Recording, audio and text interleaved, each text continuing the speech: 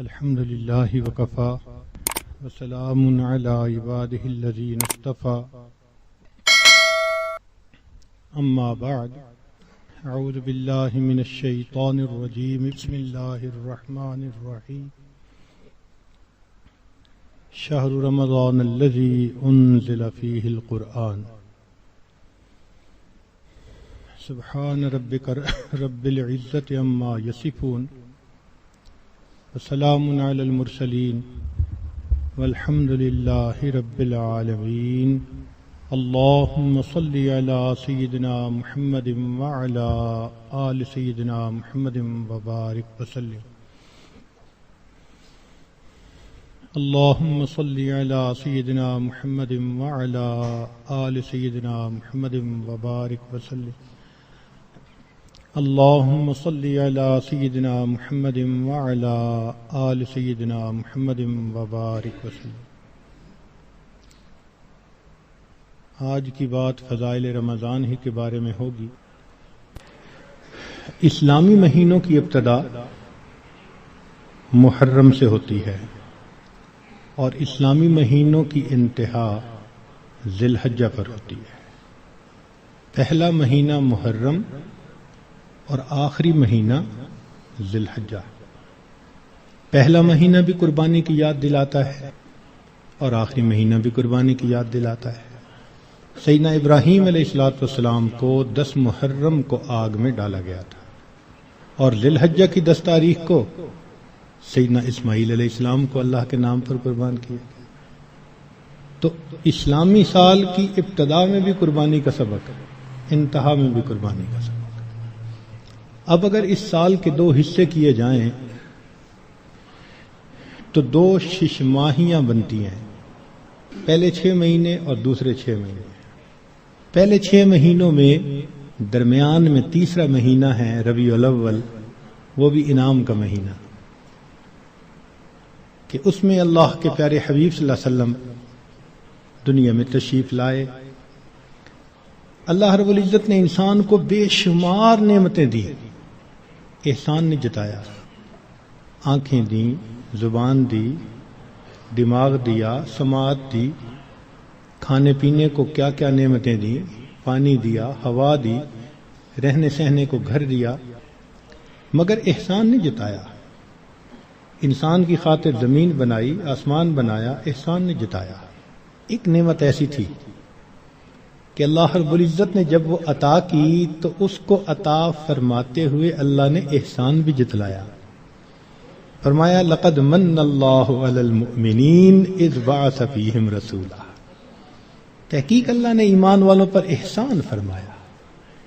تو پہلے ششماہی میں ربیع الاول کا مہینہ تیسرا انعام ملا اس امت کو، اور دوسری ششماہی میں 9واں مہینہ رمضان کا مہینہ، یہ بھی اللہ کی طرف سے انعام۔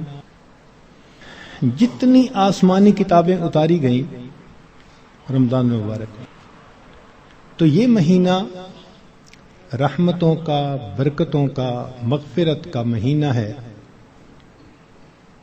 چنانچہ رمضان کا لفظ را، میم اور ضاد 3 حرفوں سے بنا۔ اس کے معنی ہیں جلنے اور جلانے کے۔ اس کو رمضان کیوں کہتے ہیں؟ لِأَنَّهُ يَرْمَزُ الذُّنُوبَ، اس لیے کہ یہ مہینہ انسان کے گناہوں کو جلا دیا کرتا ہے، جیسے آگ کسی چیز کو جلا کے ختم کر دیتی ہے، یہ مہینہ بھی مومن کے گناہوں کے نام و نشان کو مٹا دیتا ہے۔ زمین اگر ناپاک ہو تو ایک طریقہ تو یہ ہے کہ اتنی بارش برسے کہ ساری گندگی بہہ جائے، اب جب زمین دوبارہ خشک ہوگی تو پاک کہلائے گی۔ اور دوسرا طریقہ یہ ہے کہ اس زمین پر سورج کی تپش اور گرمی اتنی پڑے کہ وہ گرمی اس نجاست کا نام، نشان، رنگت، ہر چیز کو ختم کر کے رکھ دے، زمین پھر پاک کہلائے گی۔ تو یہ مثال ہے رمضان کی، کہ اس مہینے میں اللہ رب العزت کی طرف سے اتنی رحمتوں کی بارش ہوتی ہے کہ انسان کے دل کی نجاستوں کو وہ مٹا کے رکھ دیتی ہے۔ یا یوں سمجھ لیں کہ اس مہینے میں برکات کی ایسی تپش آتی ہے انسان کے دل پر، نور کا سورج جو طلوع ہوتا ہے تو وہ دلوں کو اس قدر حرارت پہنچاتا ہے کہ دلوں کی نجاست کو مٹا کے رکھ دیتا ہے، اس لیے اس کو رمضان کہا گیا۔ حدیث مبارکہ میں اس کے مختلف نام ہیں۔ عربوں میں عظمت والی چیز کے کئی نام ہوتے تھے، اللہ رب العزت کے 99 نام، وَلِلَّهِ الْأَسْمَاءُ الْحُسْنَى، تو رمضان کے بھی کئی نام، چنانچہ حدیث مبارکہ میں اس کو شہر مبارکن، اس لیے ہم رمضان مبارک بھی کہہ دیتے ہیں، شہر عظیم، عظمت والا مہینہ، شہر الصبر، صبر کا مہینہ، شہر المواسات، غمخاری کا مہینہ۔ چنانچہ علماء نے لکھا ہے کہ رمضان سید الشہور، یہ مہینوں کا سردار ہے، فیہ بدأ نزول القرآن، اس میں ہی قرآن مجید نازل ہوا۔ اس کی 27 تاریخ کو، رمضان کی 27 تاریخ کو لوح محفوظ پر آسمان دنیا پر نازل کر دیا گیا، پھر وہاں سے 23 سال کے عرصہ میں آہستہ آہستہ آیات کو نبی علیہ السلام پر اتارا گیا۔ تفسیر طبری میں قتادہ رضی اللہ تعالی عنہ کی روایت ہے، فرماتے ہیں ان اللہ اصطفى صفایا من خلقہ، اصطفى من الملائکۃ رسلا ومن الناس واصطفى من الکلام ذکرہ، اللہ تعالیٰ نے انسانوں میں، فرشتوں میں بعض کو چن لیا ہے، ان کو فضیلت بخش دی ہے، کلام میں اللہ نے اپنے ذکر کو، اپنی یاد کو پسند فرما لیا، واصطفى من الارض مساجدا، اور زمین کے ٹکڑوں میں سے جو مساجد جہاں بنی ہیں ان مساجد کو اللہ نے چن لیا، واصطفى من الشہور رمضان، اور مہینوں میں سے اللہ نے رمضان کو چن لیا، واصطفى من الایام یوم الجمعہ، دنوں میں اللہ تعالیٰ نے جمعہ کے دن کو چن لیا، واصطفى من اللیالی لیلۃ القدر، اور راتوں میں اللہ تعالیٰ نے لیلۃ القدر کو چن لیا، فعظموا ما عظم اللہ، تم بھی تعظیم کرو اس کی جس کی اللہ نے تعظیم فرمائی، جس کو اللہ نے عظمت بخشی تم بھی اس کی تعظیم کرو۔ چنانچہ تفسیر در منصور میں علامہ سیوطی رحمۃ اللہ علیہ فرماتے ہیں، کعب رضی اللہ تعالی عنہ سے روایت کہ ان اللہ اختار ساعات اللیل والنہار فجعل منہن صلاۃ المکتوبہ، اللہ تعالیٰ نے دن رات میں سے کچھ اوقات کو پسند کیا، ان میں 5 نمازوں کو فرض فرما دیا، واختار الایام فجعل منہن الجمعہ، دنوں کو چنا تو ان میں سے جمعہ کو پسند فرما لیا، واختار الشہور فجعل منہن شہر رمضان، واختار اللیالی فجعل منہن لیلۃ القدر۔ تو جب اللہ رب العزت نے لیلۃ القدر کو اتنی عظمت بخشی اور اس مہینے کو اتنی عظمت بخشی تو ہمیں بھی چاہیے کہ ہم اس مہینے کی برکتوں سے فائدہ اٹھانے والے بن جائیں۔ چنانچہ علامہ طبرانی رحمۃ اللہ علیہ مجموع الزوائد میں سید الشہور شہر رمضان و سید الایام یوم الجمعہ، نبی علیہ السلام اس مہینے کا انتظار فرماتے تھے۔ اس مہینے کی فضیلت کے لیے یہ کتنا عجیب پوائنٹ ہے کہ اللہ رب العزت کے پیارے حبیب صلی اللہ علیہ وسلم اس مہینے کا انتظار فرماتے، دعا فرماتے تھے، اللہم بارک لنا فی رجب و شعبان و بلغنا رمضان، اے اللہ ہمیں رجب اور شعبان میں برکت عطا فرما اور بخیریت ہمیں رمضان تک پہنچا۔ انسان وش کرتا ہے نا تو کسی بہت بڑی نعمت کے لیے وش کرتا ہے، اللہ کے حبیب صلی اللہ علیہ وسلم 2 مہینے پہلے سے دعا مانگتے تھے۔ جب بڑے کسی چیز کو بڑا کہیں تو واقعی بڑی ہوتی ہے۔ اللہ کے پیارے حبیب صلی اللہ علیہ وسلم نے اس مہینوں کو شہر عظیم کہا، بڑا مہینہ۔ چنانچہ مسلم شریف میں ابو ہریرہ رضی اللہ عنہ سے روایت ہے کہ الصلوات الخمس والجمعۃ الی الجمعۃ ورمضان الی رمضان مکفرات ما بینہن اذا اجتنبت الکبائر، اگر کبائر سے بچا جائے تو جمعے سے جمعہ 5 نمازیں اور ایک رمضان سے دوسرے رمضان تک کے جتنے گناہ ہوتے ہیں وہ سارے کے سارے اللہ تعالیٰ معاف فرما دیتے ہیں۔ چنانچہ کنز العمال میں لکھا ہے کہ اذا سلمت الجمعۃ سلمت الایام، جمعہ اگر اچھے انداز سے کسی نے گزار لیا تو باقی دن بھی اس کے اچھے گزر جائیں گے۔ وَإِذَا سَلِمَ رَمَضَانُ سَلِمَتِ السَّنَةُ، اور جس نے رمضان اچھے انداز سے گزار دیا آنے والا پورا سال اس کا اچھا گزار دیا جائے گا۔ امام ربانی مجدد ثانی رحمۃ اللہ علیہ اپنے مکتوبات میں فرماتے ہیں کہ یہ رمضان کا مہینہ آنے والے سال کا ایک نمونہ ہوتا ہے۔ جس انداز سے بندہ گزارتا ہے اللہ تعالیٰ بقیہ سال انہی اعمال کی توفیق عطا فرما دیتا ہے۔ مثال کے طور پہ ایک نوجوان اگر چاہتا ہے کہ میں اپنی آنکھوں کا پرہیز کروں، غیر محرم سے اپنی آنکھوں کو بچاؤں، تو وہ رمضان میں اس کی مشق کر لے۔ اگر پورا رمضان غیر محرم سے نظر بچا لی، بقیہ پورا سال اللہ اس کو توفیق عطا فرما دیں گے۔ آپ پورا رمضان تہجد کی پابندی کر لیجئے، تلاوت کی، اعمال کی پابندی کر لیجئے، اور پھر دیکھیے بقیہ پورا سال وہ کام کس طرح آسان ہو جاتے ہیں، اللہ تعالیٰ توفیق دے دیتے ہیں اس بندے کو۔ اس لیے ہمارے اکابر رمضان کو بہت اہتمام کے ساتھ گزارتے تھے۔ بلکہ بخاری شریف کی روایت ہے کہ ایک صحابیہ حج پہ جانا چاہتی تھی، خاوند نے نہ کر دی۔ پوچھا بھی کیوں؟ اس نے کہا سواری نہیں ہے۔ اس نے کہا فلاں اونٹ تو ہے۔ اس نے کہا وہ میں نے صدقے کی نیت کر لی، اب وہ میرا نہیں، وہ اللہ کا ہے، اب میں تمہیں نہیں لے کے جا سکتا۔ خاموش ہو گئی۔ خاوند جب حج کر کے واپس آیا تو وہ عورت نبی علیہ السلام کی خدمت میں حاضر ہوئی۔ اے اللہ کے حبیب صلی اللہ علیہ وسلم، میرا بڑا جی چاہتا تھا میں حج کروں، مگر میرے خاوند نے کہا کہ سواری نہیں، اور میں نے صدقے کا اونٹ تھا بتایا تو اس نے کہا میں اس کو نہیں استعمال کر سکتا۔ تو نبی علیہ السلام نے پہلے تو خاوند کو سمجھایا کہ دیکھو یہ حج کا عمل بھی اللہ کے راستے میں جانے والا عمل تھا، تم اگر اس اونٹ پر اس کو یہ حج کروا دیتے تو اس میں کوئی حرج نہیں تھا، مگر ساتھ ہی یہ فرما دیا اس عورت کو کہ اچھا اب تم رمضان میں عمرہ کر لینا، اللہ تعالیٰ تمہیں میرے ساتھ حج کرنے کا ثواب عطا فرمائیں گے۔ یہ بخاری شریف کی روایت ہے۔ تو رمضان مبارک کو اللہ رب العزت نے ایسی فضیلت عطا فرمائی۔ چنانچہ کنز العمال میں ہے کہ اذا کان اول لیلۃ من شہر رمضان صفدت الشیاطین ومردت الجن، کہ جب رمضان کی پہلی رات آتی ہے تو شیاطین، سرکش جن، ان کو قید کر دیا جاتا ہے، باندھ دیا جاتا ہے۔ خبردار، میرے پیارے حبیب صلی اللہ علیہ وسلم کے امتیوں کے روزوں کو تم خراب نہ کر سکو، تو شیاطین کو باندھ دیا جاتا ہے۔ وغلقت ابواب النار فلم یفتح منها باب، جہنم کے سارے دروازے بند کر دیے جاتے ہیں، پورا رمضان بند رہتے ہیں۔ وفتحت ابواب الجنت فلم یغلق منها باب، اور جنت کے سارے دروازے کھول دیے جاتے ہیں اور ان دروازوں کو پورا مہینہ بند نہیں کیا جاتا۔ سبحان اللہ۔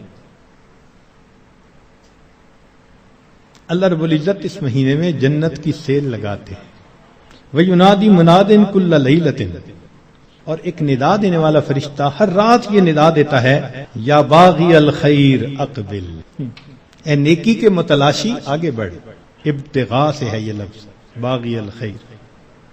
وَيَا بَاغِيَ الشَّرِّ اقصر، اے برائی کے تلاش کرنے والے تھم جا، رک جا۔ وَلِلَّهِ عُتَقَاءً مِّنَ النَّارِ وَذَلِكَ كُلَّ لَيْلَةٍ، ہر رات میں اللہ تعالیٰ جہنم سے جہنمیوں کو بری فرما دیتے ہیں۔ اب یہاں طالب علم کے ذہن میں ایک سوال پیدا ہوتا ہے کہ رمضان مبارک میں شیاطین تو قید ہو گئے، پھر کیوں برائیاں ہوتی ہیں، غفلتیں ہوتی ہیں؟ تو علماء نے اس کے کئی جواب دیے۔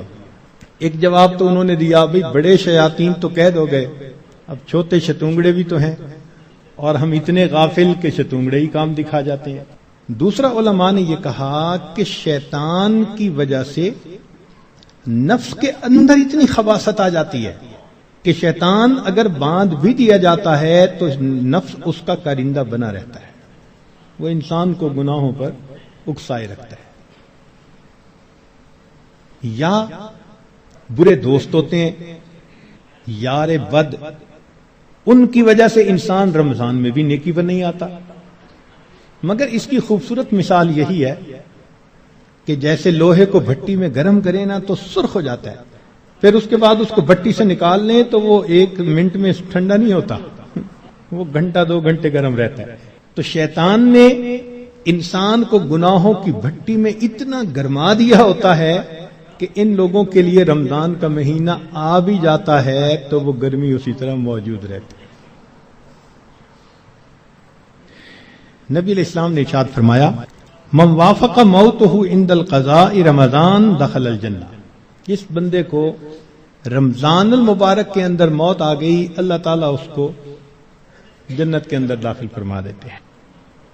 سیدہ عائشہ صدیقہ رضی اللہ تعالی عنہ فرماتی ہیں کہ کان رسول اللہ صلی اللہ علیہ وسلم یجتہد فی رمضان ما لا یجتہد فی غیرہ، مسلم شریف کی روایت کہ رمضان المبارک میں نبی علیہ السلام عبادات میں اتنی محنت فرماتے تھے، مشقت اٹھاتے تھے کہ رمضان کے علاوہ کسی اور مہینے میں اس قدر محنت نہیں فرماتے تھے۔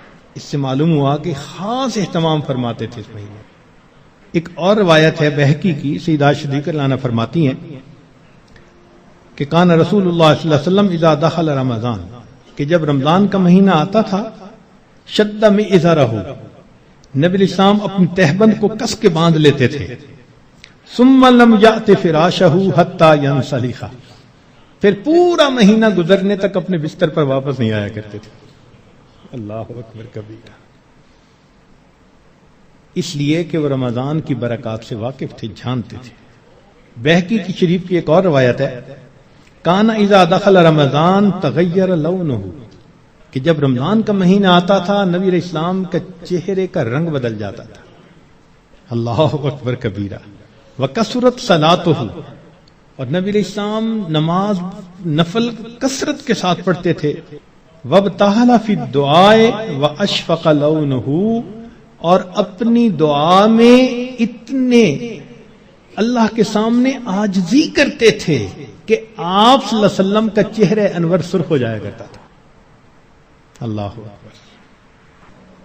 چنانچہ ایک حدیث مبارکہ میں ہے، سلمان فارسی رضی اللہ عنہ اس کی روایت فرماتے ہیں کہ خطبنا رسول اللہ صلی اللہ علیہ وسلم فی آخر یوم من شعبان فقال، نبی علیہ السلام نے فرمایا، یا ایھا الناس قد اضلکم شہر عظیم مبارک، اے لوگو تمہارے اوپر ایک بڑا مہینہ برکت والا آ گیا ہے، شہر فیہ لیلۃ خیر من الف شہر، ایسا مہینہ کہ جس میں ایک رات ہے جو 1000 مہینوں کی عبادت سے بھی زیادہ افضل ہے۔ شہر جعل اللہ صیامہ فریضہ، ایک ایسا مہینہ جس کے روزے کو اللہ رب العزت نے فرض فرمایا، وقیام لیلہ تطوعا، اور رات کے قیام کو اللہ نے اپنے قرب کا ذریعہ بنایا۔ من تقرب فیہ بخصلۃ من الخیر کان کمن ادى فریضۃ فیما سوا، جس نے رمضان میں نفل عمل کیا ایسے اجر ملے گا جیسے رمضان کے علاوہ اس نے کسی فرض کے اوپر عمل کیا تھا۔ ومن ادى فریضۃ فیہ کان کمن ادى 70 فریضۃ فیما سوا، جس نے ایک فرض پر عمل کیا اس کو 70 فرض جو غیر رمضان میں ہوتے ہیں اس کے برابر اجر عطا کیے جاتے ہیں۔ یہاں سے معلوم ہوا کہ اللہ رب العزت رمضان مبارک میں انسان کے اعمال کا ریٹ 70 گنا بڑھا دیتے ہیں، ملٹیپلائی، سبحان اللہ۔ ایک ایک عمل کو دنیا ریٹ انکریز کرتی ہے تو 10% اور 20%، 10واں حصہ 20واں حصہ، اللہ تعالیٰ ریٹ بڑھاتے ہیں تو کیا 70 گنا، 70 سے ضرب دے دی، اس لیے کہ وہ شہنشاہ حقیقی ہے، وہ اپنے بندوں کو اتنا اجر دینا چاہتا ہے کہ ان کے گناہوں کی ظلمتیں ختم ہو جائیں۔ تو ایسے وقت میں ہمیں بھی چاہیے کہ ہم اپنے اعمال اللہ رب العزت کے حضور پیش کریں۔ چنانچہ نبی علیہ السلام نے ارشاد فرمایا، هو شہر الصبر والصبر ثوابہ الجنہ، یہ صبر کا مہینہ ہے اور صبر کا بدلہ جنت ہے۔ وشہر المواسات غمخاری کا مہینہ، سبحان اللہ۔ چنانچہ اسی حدیث میں آگے نبی الاسلام نے ارشاد فرمایا کہ اولہ رحمت، اس مہینے کے پہلے 10 دن رحمت، وَأَوْسَطُهُ مَغْفِرَةٌ، درمیان کے 10 دن مغفرت کے، وَآخِرُهُ عِتْقٌ مِّنَ النَّارِ، اور آخری 10 دن آگ سے آزادی کے۔ وہ کیسے؟ علماء نے اس کی بہترین تفسیر یوں کی کہ کچھ وہ لوگ ہوتے ہیں کہ جو پہلے سے ہی نیکوکاری کی زندگی گزارنے والے ہوتے ہیں، گناہوں سے بچتے ہیں، تقوی طہارت کی زندگی گزارتے ہیں، تو ان کے لیے تو رمضان رحمت کی خوشخبری بن کے آتا ہے، تو پہلے 10 دن میں ہی ان کے درجے بلند ہو جاتے ہیں۔ اور کچھ ایسے بھی ہوتے ہیں کبھی نیکی کر لی کبھی خطا کر بیٹھے، تو ایسے لوگ جب رمضان کے پہلے 10 دن گزار لیتے ہیں تو اس میں ان کے جو گناہوں کی ظلمت ہوتی ہے اس کو اللہ تعالیٰ ختم کر دیتے ہیں۔ چنانچہ اوسطہ مغفرتن، ان کے لیے درمیانی 10 دن مغفرت کا پیغام بن جاتے ہیں۔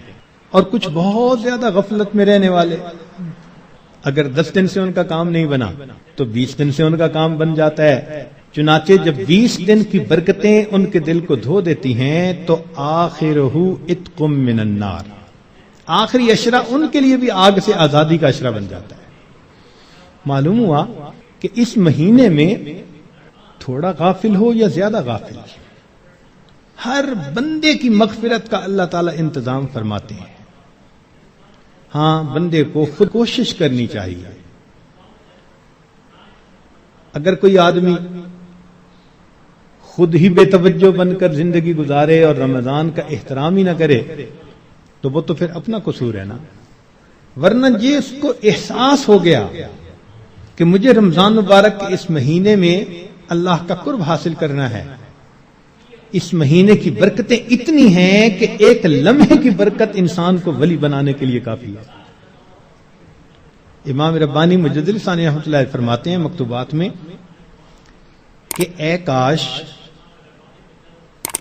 پورے سال کی برکتوں کو رمضان المبارک کی برکتوں کے ساتھ وہ نسبت ہوتی جو ایک دریا کو سمندر کے ساتھ ہوتی ہے، مگر وہ بھی نہیں ہے۔